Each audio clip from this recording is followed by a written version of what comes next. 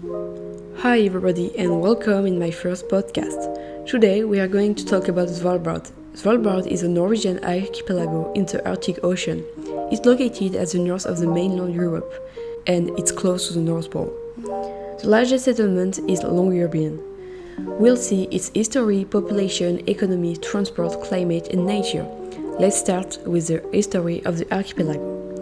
It was discovered by the Dutchman Willem Barents. During the 17th and the 18th century, small bases were established by the English, Danish and French. By the late 17th century, Russian hunters arrived to hunt mammals such as the polar bear and fox. At the beginning of the 20th century, Svalbard had become a destination for Arctic tourism and coal mining. The islands were being used as a base for Arctic exploration too. On February 1920, the Svalbard Treaty was signed, granting full sovereignty to Norway. However, all signatory countries were granted non-discriminatory rights to fishing, hunting, and mineral resources. During the World War II, Svalbard was disputed by the Nazis and the Allies. Today, we can find some abandoned aerial tramway, previously used for transporting coal, and abandoned Soviet buildings. Now, let's talk about the population and the settlement. In 2016, 2,667 people were living on Svalbard. As I said before, Longyearbyen is the largest settlement. The town features hospitals, school, university, sports centers, culture centers, cinema, hotels, a bank and several museums. There's everything you need in this town. On the island, there is also the Svalbard Global Seed Vault. The economy of the archipelago is based on three things: tourism, scientific research, and a little bit of coal mining. Now let's talk about the transport. There are different ways to move in Svalbard. The first one is the road network. Second is using snowmobile, and the last one is using ships. If you want to move to Svalbard, you have to take the plane.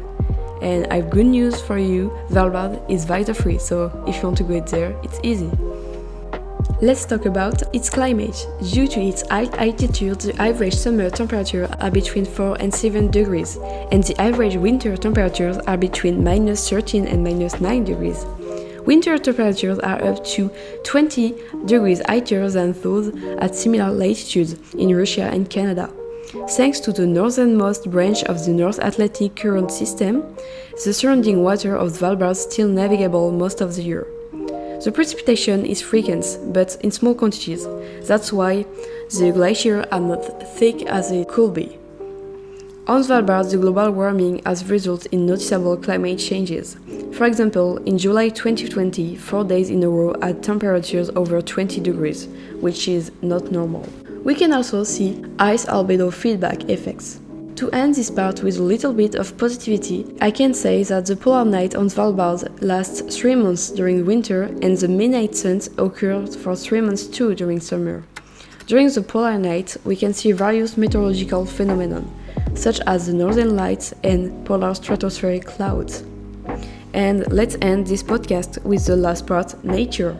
Approximately 60% of Svalbard is covered with glacier. The island features many fjords and mountains, and most of the archipelago is protected.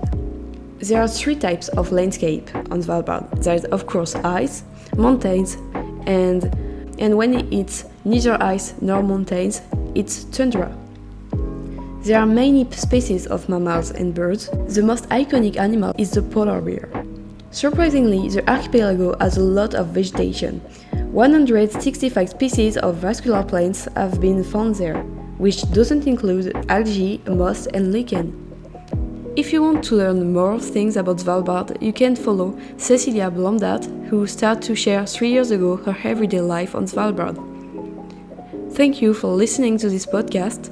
For my research, I use French Wikipedia, English Wikipedia, and the YouTube channel of Cecilia Blomdat.